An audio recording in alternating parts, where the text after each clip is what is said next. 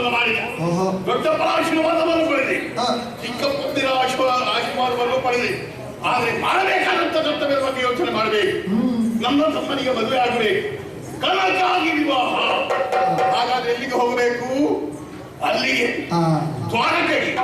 ರಾತ್ರಿ ಕಾಲವಿದು, ಮಧ್ಯರಾತ್ರಿಯ ಕಾಲದಲ್ಲಿ ಆಕಾಶ ಮಾರ್ಗವಾಗಿ ದ್ವಾರಕೆ.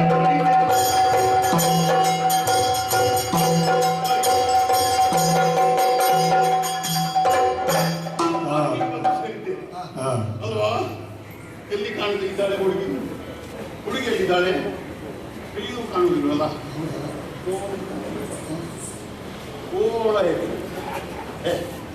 ಅವಳು ಕನಕ ಆಗಿಲ್ಲ. ನೋಡಿ ಇಲ್ಲಿ, ಇಲ್ಲಿ ಕೂತದ್ದು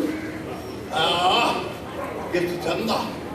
ಆ ಹಲ್ಲು ನೋಡುವಾಗಲೇ ಹೊಟ್ಟೆ ತುಂಬಿದ ಹಾಗಾಗ್ತದೆ. ಇದು ಸಣ್ಣ ಹುಡುಗಿ ಇದಲ್ಲ, ಬೇಡ. ಹಾಗಾದ್ರೆ ಶಯ್ಯಾದ ಹಾಲಲ್ಲಿ ನೋಡೋಣ. ಆ ಕಡೆ ಹೋಗ್ತೀನಿ.